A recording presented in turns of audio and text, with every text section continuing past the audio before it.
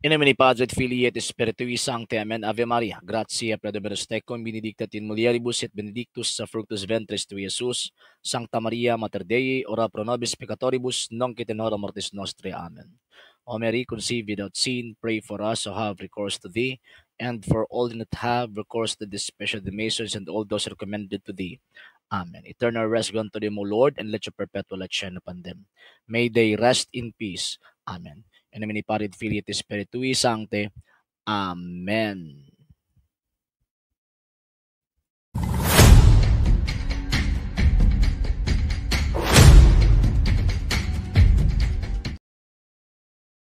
Maayong adlaw kaninyong tanan. Ano sa pagkinig ninyo nga to ang programa sa TV Apulia.Argumento nga gipanguluhan ng gipangunahan sa Lay Catholic Apologists International Sir R. Seno uban ko ninyo sa kadali lang nga panahon aron na panagisgot sa mga butang nga may kalimbigitan sa atong pagtuong Katolika. Live kita karon sa tulo nato ka main social media sites ang atong RJ Horolan Sandro II TV Apulia.Argumento page sa atong duha ka main YouTube channels, The Lay Catholic Apologists International Official and RJ Sandro II TV.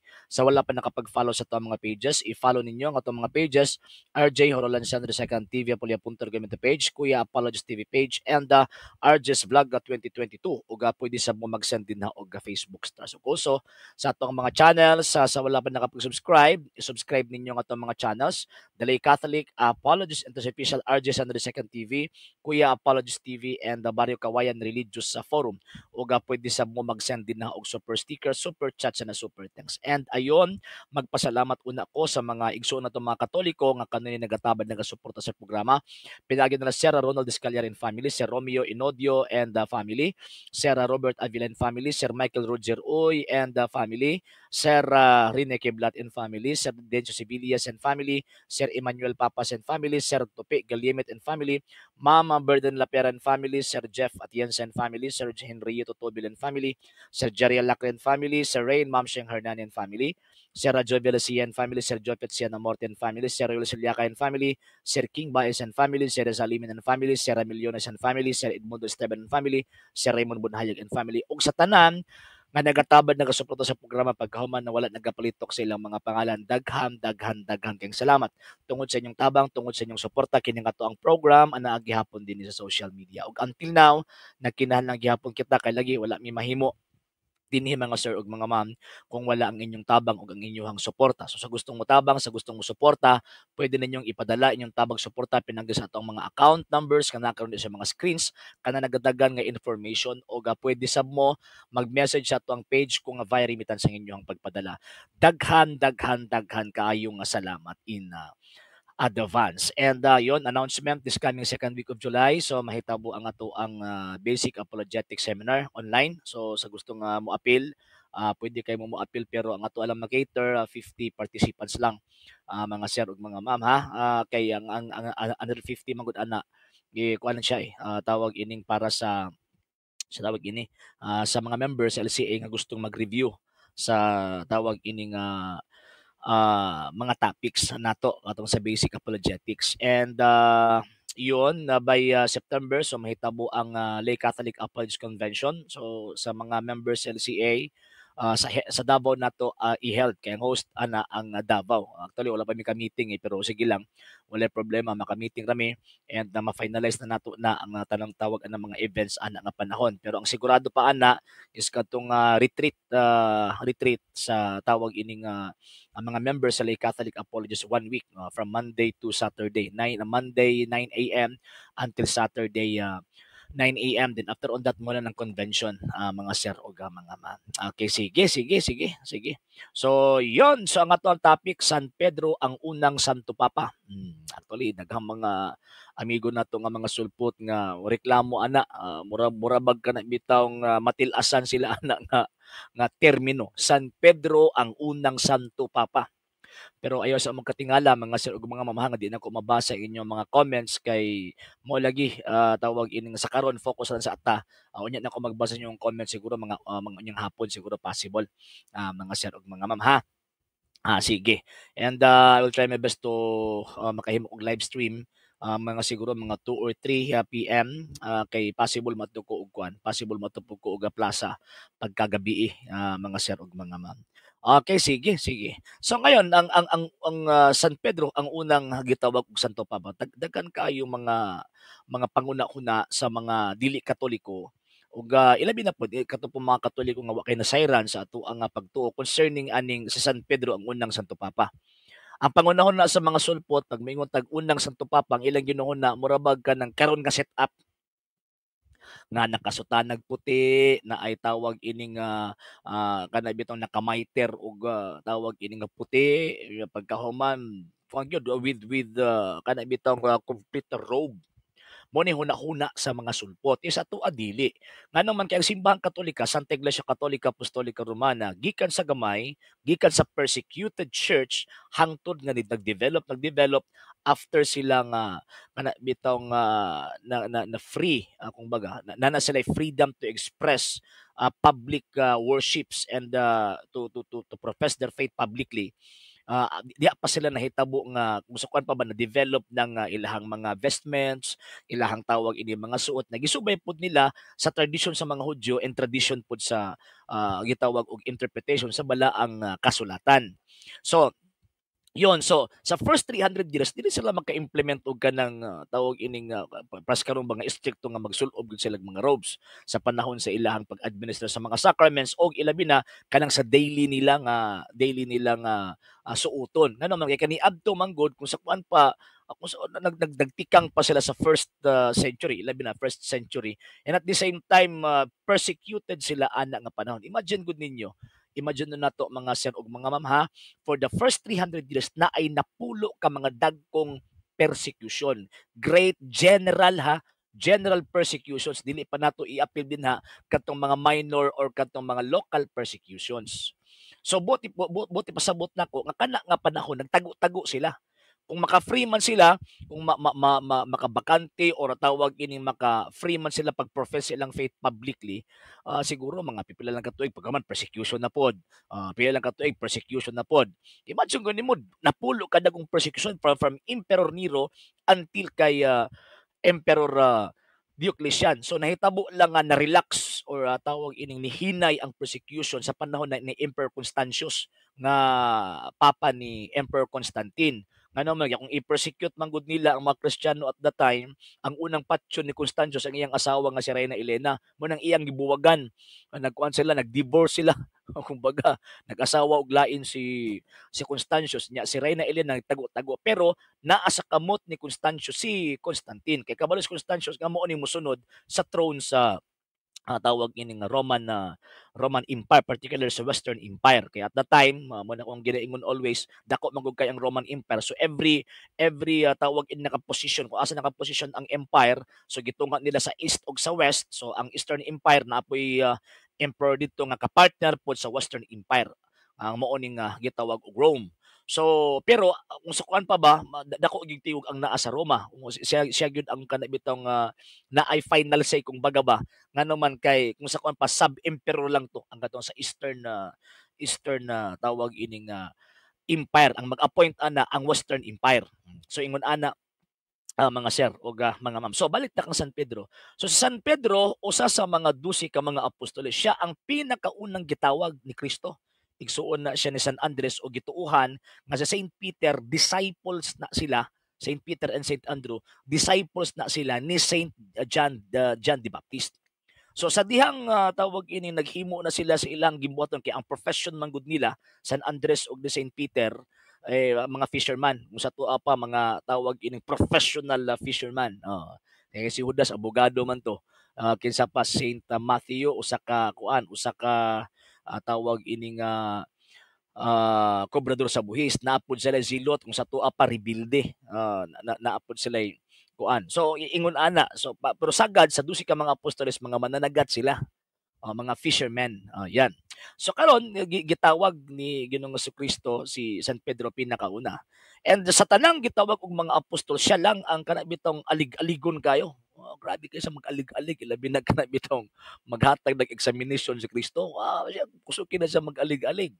And at the same time siya po'y kanang makita pud nato nga napod siya kanabitong pagkatalawan ba.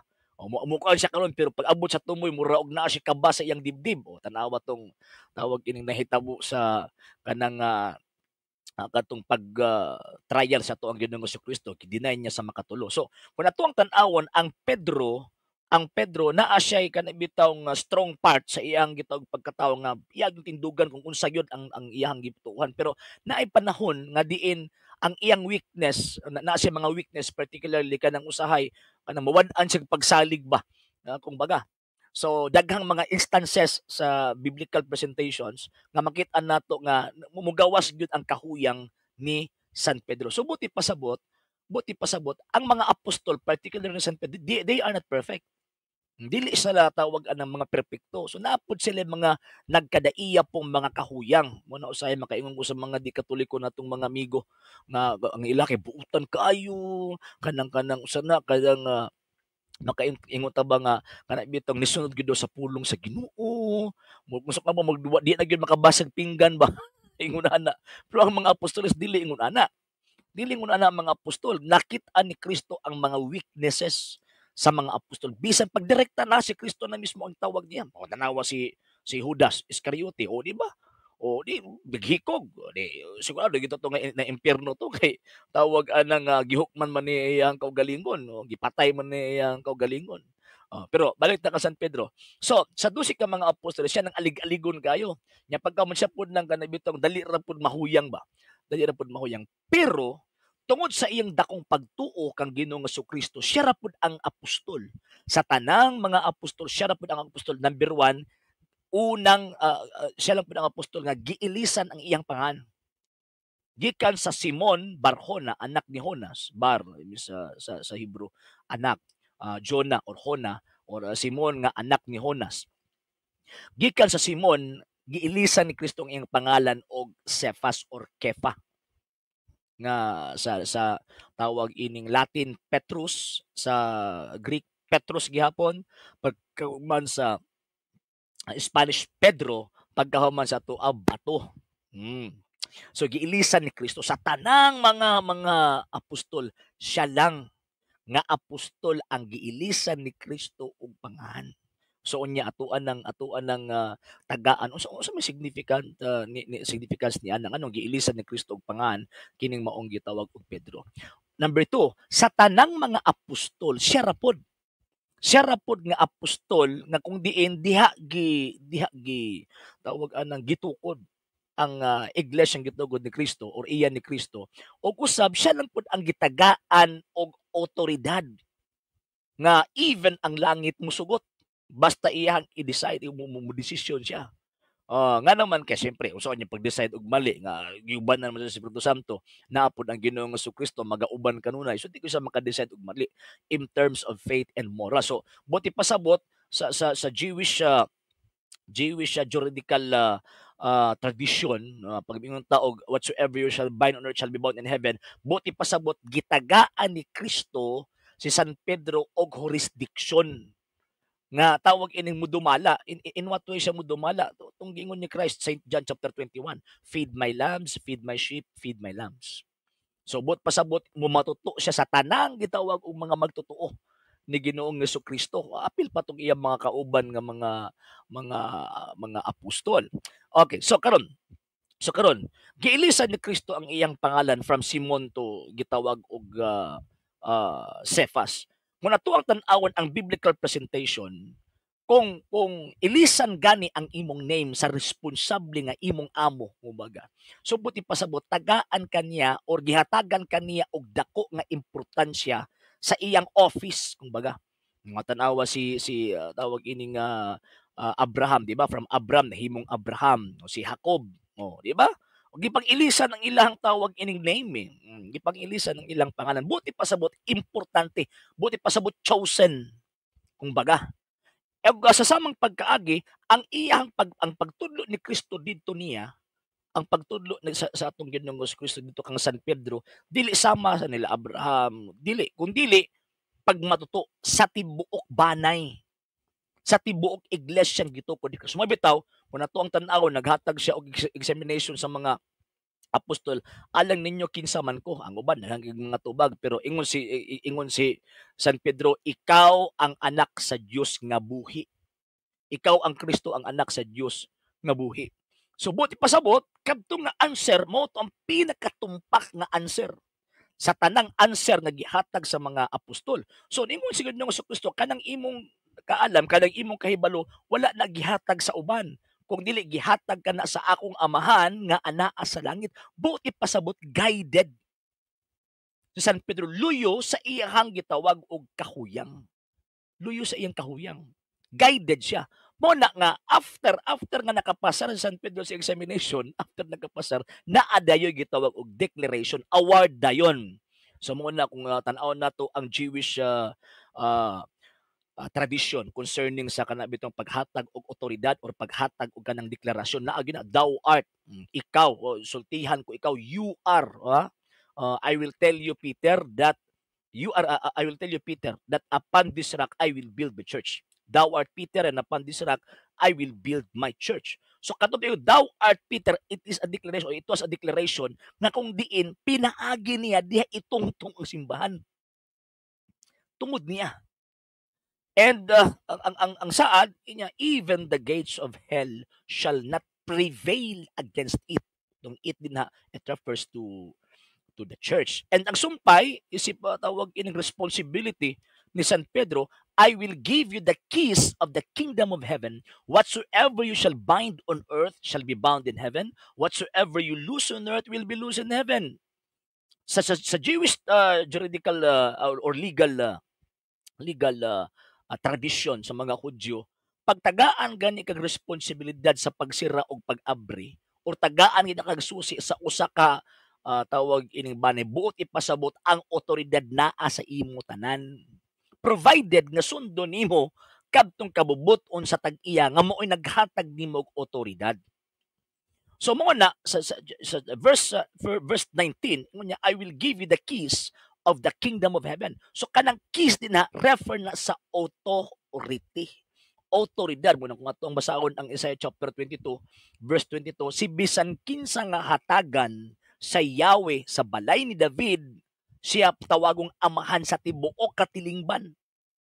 So buti pasabot ilhon siya nga amahan. So mao na nga diha nakuha ang iyaha bitong meaning or ang essence sa opisina na San Pedro or opisina sa Santo Papa or the Holy Father or sa Santo Padre. Diha gikuha anak nga esensya. Diha gikuha nga tawag anak nga teachings nga batagaan gani kag susi, buti pasabot tawagong kang amahan sa tibuok panay. So buti pasabot ikaw ang pinakalabaw. Ikaw ang pinakalabaw sa tanan. Muna kung tan-aw nato ang biblical presentations concerning Peter, always gyud naagid sa una ng iyang pangalan. Sa tanang listing sa mga apostol, una gyud na ang name ni Saint Peter. Ningon man sila nga dili ba kanang kuan man na kanang siya may pinakatigulang sa mga apostol? No. Dili siya ang pinakatigulang sa mga apostol. Ang pinakatigulang sa mga apostol si Saint Bartolome. Dili si Saint Peter. So sa again sa Jewish tawag ining presentation, pag una gani yung pangalan, buti pasabot ikaw ang leader. So kung nato ang tanawon, wala pa nag-act Saint Peter as the head, the visible head of the church, katong naa pa si Kristo. Pero naa na ang appointment kumbaga. Mura bag sa election pa ba tawag ining mudaog kag presidente, the president elect ana ba. Pagkato kay tawag ining i-appointment. So ang effectivity sa iyahang office after musaka ang Kristo sa langit. Mo to. So nag-effect ang iyang office after si Kristo misaka sa gitawag og langit. So buti pasabot kung nato ang tawag ining tan-awon si San Pedro pinakauna nga kana bitong visible head, leader sa simbahang Katoliko. Kay siya may gitudlo ni Ginoong Jesucristo. Mo na kung imong tan-awon sa Council of Jerusalem, di ba nitindog siya. Way laing apostol laing apostol nga nihatag og konklusyon. Gawas lamang kang tawag ini kang San Pedro kaysa at the same time ang presider si kuan man si Saint James. Saint James man ang presider. Siya nag-preside sa meeting kung baga. So ang naghatag og desisyon si San Pedro. Ikaduha katong si Saint Paul after sa conversion ni Saint Paul, na musok man ba naay courtesy call na courtesical na gihimo si Saint Paul dito kang San Pedro mo nakikita si San Pablo kang San Pedro. Di ba? And tawag kining lastly sa tanang mga accounts nga makita nato diha sa New Testament mga sir ug mga ma'am, si San Pedro duha ra gyud ang duha ra ang murag nahugba nga murag main characters sa mga apostoles. Main characters ang uban kay mga sub characters mo sila. Ang main character sa mga apostoles Saint Peter and Saint Paul. Unsa may significance ni ana? Syempre direct si San Pedro kang Kristo. Si San Pablo kay converted. So both ipasabot ang mission sa gitawag og ni Kristo i-convert ang mga tao pinaagi ni ining maong duha. Pero dili si Saint Paul ang leader. So ang biyahe ni San Pedro from Jerusalem, so kay gi-persecute man sila at the time. So mikagyo sila, naabot sila didto og Antioquia. So nahimo siyang na mga church historians nga gibutang ang iyang ngalan nga first bishop of Antioch, si San Pedro mga 42. No, siya ang first bishop of Antioch. 37 nag-launch og persecution adto siya dito sa tawag ng Antioch. Pagkaman after Antioch after Antioch diretso na og Asia Minor Corinto to Rome. Pagkaman dibalik lang siya og Jerusalem pagka 50 AD para sa Council of Jerusalem. Og again kanang akong ginasulti, mauna ang panahon nga diin na bobo na pagkamatay o pagkayab sa mahal nga birhen sa langit, lawas ug kalag. Unang panahon na. Then after ni anang mong event na settle nila ang problema, kinaamay question concerning kung sundon pa ba ang Jewish tradition, Jewish laws o kining ang sundon ba sa Kristyanismo. So ang tawag anang defense di na sundon ang katong Jewish tradition Saint Paul anya pagkahuman katong defense pod sa agree nga sundon lahi pod katong mga Jewish Christians at the time. So nahukman nga di nasundon. Kay ngano man kay si Kristo, siya man ang kahimpitan sa balaod, kumbaga. So karon balik ta. So pag-abot ni ang tawag ining Rome, syempre kay mamumpon na ang pag-launch ni Emperor Nero sa gitawag og persecution. Nganong gi-launch man ni Emperor Nero ang persecution sa mga Kristiyano at the time? Tungod ra pod sa iyang kabuang. Nga naman kay ang gusto ni Nero nga ang Rome himuon niyang Neronian Empire or Neronian City rather. Himuon niyang Neronian City instead of Roman City, himuon niyang Neronian City or City of Rome. Himuon niyang Neronian City nga kanang in honor sa iyang name. So ang iyang gihimo gipasunog niya ang Rome. So ang nahitabo puti mang sukwas mga tao kay daghaman nga matay, so gisisi siya si Nero. So ang daghan sa kasaysayan tungod kay gibasol siya sa mga tao nga daghang nangamatay at the time. So nahitabo buot po siyang patyon i-assassinate sa mga tao. So nakatambag niya nga ayaw ingna lang kining nahitabo nga sunog karon dinhi sa Roma. Ingna lang nga tungod ni sa Dios sa mga Kristiyano. And remember kabalo man ta nga ang pagan Rome naa sila gitawag og fanaticism. So kung si mga nahitabo sila silot na sila ang mga Diyos. So ingunahan na ang idea kung baga. So karon, so ang nahitabo mo to nituo si Nero sa iyang konsul, then pagkahuman nagpakanaog siya og tawag ng statement nga ingon niya kining nahitabo tanan tungod ni sa Dios sa mga Kristiyano kay ang mga Kristiyano nagtuo nga muhatag og silot ang ilang Dios sa kalibutan diri sa tuwa pinaagig kalayo, magpadala og kalayo. So tungod ni ana nagpakanaog si Nero og kining decree sa gitawag og general persecution. And so lipay ka si Nero, kikipagpatay ang mga Kristiyano. Lipay ka siya, kipang-persecute ang mga Kristiyano. Karon tingala man siya nga, the more nga sigintong patyon ng mga Kristiyano, instead of mugamay, managhan man hinuon. Instead of mahadlok mamatay, mga lipay man hinuon mamatay. So mo tingon niya nga, mahunong lang ni, ingon pa ni Nero, mahunong lang ni, kining kabuangan sa mga Kristiyano, mahunong lang ni kung atong madakpan ang ilang leader. Mao atong gipangita niya si Peter, San Pedro. Oh. So karon ang dagan sa hitabo, mga sir og mga ma'am, para makuha nila sa San Pedro, gihostage niya ang mga Kristiyanos. So ingon siya kung dili mo gawas ang kining si Kefa, kining si Pedro, kung di ni mo gawas mga matay ning mga Kristiyano ha. And at that time, daghan kay mga Kristiyano nga ni ni duso or tawag ni tulak ang San Pedro pagawas sa Rome. Nya ang hitabo siyempre kay mo lagi nang naay daga ba sa iyang dugan, naay daga sa iyang dugan so action siya sibat. So pag ato yung sibat kit-an niya Ginoong Kristo naglakaw, nagpas-an og krus pasulod sa Rome. Siya pagawas, si Kristo pud pasulod. Di nangutan na siya Quo Vadis Domini, nana na sa the Legion of the Quo Vadis.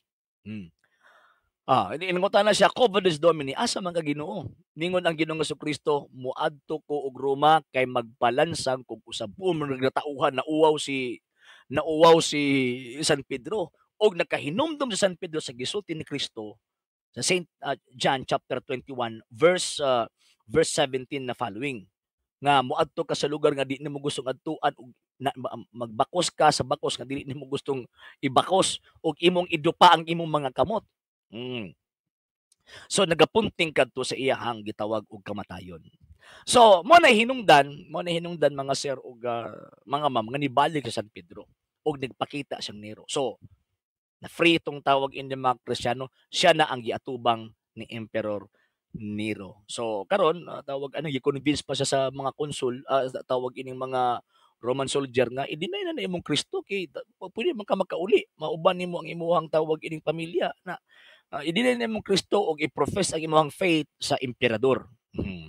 Ilhon nimo ang emperador nga Dios kay para sa Roman Empire kaniadto mga Kristiyano at that time mga atheist.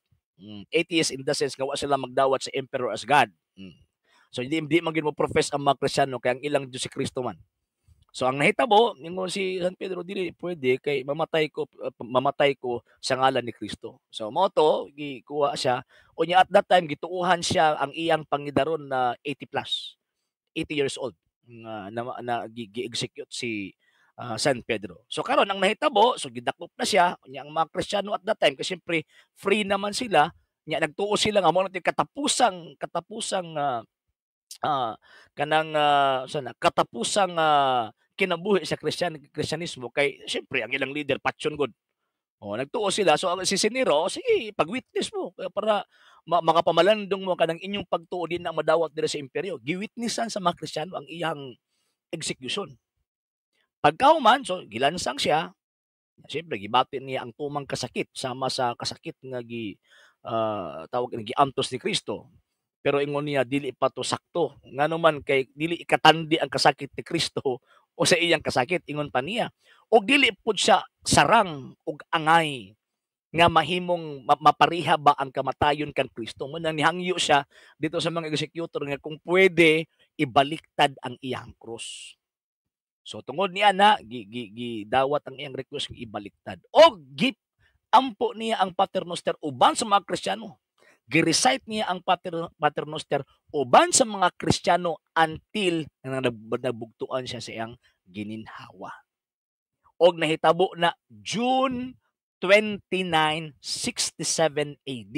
Muna karon nga panahon mo ni ang iyang kapistaan. Anong magpista man ta nga ako ba nagto nga birthday? Pila ra man ka santos ang ato ang gi-celebrate birthday, duha ra man ka buok, Santa Maria ug si Saint John the Baptist. Unya ang si Kristo Dios ug tao di man to santos siya man tinudon sa pagkasantos kay Dios man Dios ug tao December 25 ang iyahang birthday no pero sa mga santos duha ra nga atong gi-celebrate Saint John the Baptist ug ang mahal nga Birhen Maria the Blessed Virgin Mary. So the rest of that ang fiesta kato ng ilahang kamatayon. Ngano man kay para sa mga Kristiyano ang kamatayon mao na ang pag-atubang pagpakig-uban kan Kristo. Nga namatay sila tungod ni Kristo. So kining panahon na atong gihandom ang martyrdom ni Saint Peter at the same time Saint Paul. Mao gyapon actually giuna si Saint Peter og patay pagkahuman sunod si Saint Paul. Pero pareho silang adlaw pero gawas nasa outside wall of Rome si Saint Paul nya pagkahuman kining tawag ining sa Rome gipatay si San Pedro. So mao na mga sir ug mga ma'am ug siyempre siya man ang unang Santo Papa ngunang kung sa kuan pa ba maghatag ta og tawag ining honor kung baga veneration kang San Pedro ngano man kay sa tanang mga apostol gigugma sa Dios. Gigugma sa ni Kristo. Kay sa tanang mga apostol, even ang hinigugma niyang alagad sa Saint John, the evangelist, pero siya ang gitagaan og otoridad para magdumala sa iyang gitawag og iglesia. Muna sa ulugo na to iyang kapistahan karong nga panahon og makita nato ang buhi nga Pedro, buhi nga San Pedro sa karon nga panahon sa persona sa atong Santo Papa. Muna hinungdan nga di ta magtan-aw sa atong Santo Papa nga perfect. Sama nga San Pedro, Santo Papa siya, pwede mo siya perfect. Ang atong mga Santo Papa dili perfect, makahimo og sayop, makahimo og tawag ining sala, mo nang ato silang iampo nga magdumala sila sa Santa Iglesia Katolika Apostolika Romana nga subay sa kabubuton sa tag-iya ni ining maong simbahan. Kay again, they are not perfect. Dili sila wa pa sila namatay kumbaga kaya para makaabot sa pagkasanto sa pagka-perfect. Kumbaga. So, yun, ingon ana. So, sa wala pa nakapag-follow sa atong mga pages, i-follow ninyo ang atong mga pages, RJ Horolan Sandre Second TV, Apolia.Gamenta page, Kuya Apologist TV page, and RJ's Vlog 2022, o pwede sa mag-send din na og Facebook stars. O sa ato ang gitawag mga channels, sa wala pa nakapag-subscribe, subscribe ninyo ang atong mga channels, Dalay Catholic, Apologist Ito Official, RJ Sandre Second TV, Kuya Apologist TV, and the Barrio Kawayan Religious Forum. O pwede sa mo mag-send din na super sticker, super chat, na super thanks. And yun, sa mga Katoliko gustong mutabang sa atong program, kaya until now, nagkinahanglan kami sa inyong tabang suporta, labi na karon nga end of the month. Nakasalalay sa inyong mga kamot, sa inyong tabang nga makapadayon ning ato ang gitawag og programa. So sa gustong motabang, sa gustong musuporta, pwede ninyong ipadala yung tabang suporta, pinagis ng mga account numbers, kung na sa mga screens, kung na nagadagan ng information, o pwede sa mo mag-message atong page kung via remittance ang inyong pagpadala. Daghan kayong salamat in advance. And happy fiesta sa inyong tanan. In nomine Patri et Filii et Spiritui Sancti. Amen. Ave Maria, gratia plena Dominus tecum, benedicta tu in mulieribus, et benedictus fructus ventris tui, Iesus. Sancta Maria, Mater Dei, ora pro nobis peccatoribus, nunc et in hora mortis nostri. Amen. O Mary, conceived without sin, pray for us who have recourse to thee, and for all that have recourse to the special Demesos, and all those recommended to thee. Amen. Eternal rest grant to them, O Lord, and let your perpetual light shine upon them. May they rest in peace. Amen. Most Sacred Heart of Jesus, have mercy on us. Immaculate Heart of Mary, pray for us. Saint Peter, pray for us. Saint Pius X, pray for us. In nomine Patri et Filii et Spiritui Sancti. Amen. Sa ngalan sa Bogperas TV, Apolia.Gamenta, gipanguluhan ng gipangunahan sa Lay Catholic, Apologists International, sa kong mga kaubanan sa LCX na mga Katoliko nagasubaybay, nagatabad, nagasuporta sa programa, kininyong ubos nga lagad o igsoon sa pagtuong Katoliko Sir R.J. Seno, temporaryong manamilit yung gumingon, Ecclesiam Servire, et Fidem Catholicam Defendere. Maayong adlaw yung tanan. Ave Maria, Viva Cristo Rey, and happy fiesta ninyong tanan.